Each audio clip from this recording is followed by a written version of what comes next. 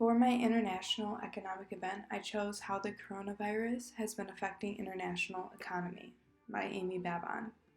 The actual virus that is coronavirus is very talked about throughout the news, but actual symptoms are not talked about as much. In the most severe cases it causes death. It has caused a lot of deaths throughout the global world, and it originally stemmed from animals. There have been debates between if it has stemmed from bats, but many reports say that it stemmed from horses as well. Difficulties and, in more severe cases, pneumonia, severe acute respiratory syndrome, kidney failure, and even death. Because this disease has never been seen in humans before, it is very difficult to treat and to identify internationally. On a national level of analysis, China itself has quarantined 56 million of their citizens, which causes a lot of debate within their own country. The economic growth is expected to slow 4.5%, and that's the biggest it has been in many, many years. And that affects economic international trade. There are many factories that have caused shutdowns because of the disease, and they do not want their workers to get sick, which has caused many people to go without work within China itself, causing their citizens to be unemployed and starving. 70,000 cases have been reported in Wuhan, China, which is the biggest outbreak in that city. Travel to China has slowed down immensely. Many of their income in China comes through production and sporting events, and both of those have been delayed or canceled, causing a big issue within their city with economic growth. When taking a global level of analysis, globally, the economy is hurt overall from the fear of the virus itself. Many countries refuse to trade, and racism has rose due to ignorance of the virus. So it causes many people to just assume and associate China with coronavirus, and even many Asian countries, regardless of what country it is and the sanitation itself. As I said, the economy has plummeted as other countries feared it for international trade. And even within ordering online, which is the biggest way of trading now within China, countries that fear that and do not want to invest in trade with China because they fear that disease will spread somehow due to a lot of ignorance and lack of knowledge of this disease. So overall, it has hurt the economy globally between every country. And it's the first oil drop that has ever happened in China. With that being said, it's that their oil has less value, and China is seen as the global factory of the world, and when the factory is not running, the rest of the company is not running, and that company being the entire international world. Without trade coming in from China, and with all the stigma that comes with trading with China, that causes international decay in trade, especially when China produces so much so cheaply to the rest of the world. And if it can't come in from them, the entire international system has to rethink how they trade.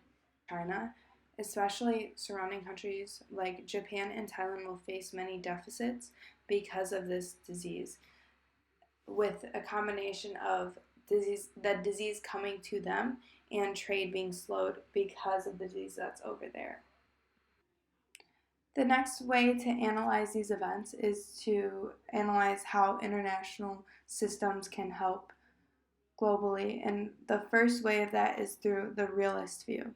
And through realist views, isolation as a nation is most important. The most important thing is maintaining self-preservation and doing whatever they can to help themselves as a country from being affected with this disease. And you can see that through a lot of the travel restrictions that have been increased between countries.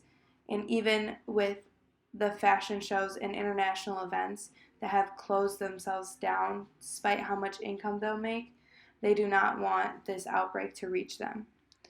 Economic independence and preservation is most important when you take a realist view about these issues. And many countries have done that. They don't want their citizens affected. They don't want their economy affected. so they isolate themselves. In issues like these, it's difficult to say whether a realist view is the best way to take it to maintain the health and safety of your citizens, or it is better to globally help out wide. Next, when looking at ways to help in liberalist views, liberalism is all about helping the well-being of the entire world, not individual countries. And international help to find a cause, regardless of resources, is the most important thing in liberalist views. It's going to take a lot of money and resources to be able to find a cure for this, and in turn, fix the entire global economy that has been affected through this disease. The United States has dedicated $100 million to fight coronavirus, and within the United States, that's probably a debate of issue between whether they should be donating all these resources and being a liberalist country, or if they should be a realist country and just focus on keeping the disease out of the United States and then find a cure when it comes there. But regardless, they've dedicated $100 million to fight coronavirus to help find a cure within China and the other countries that have been affected, like Italy.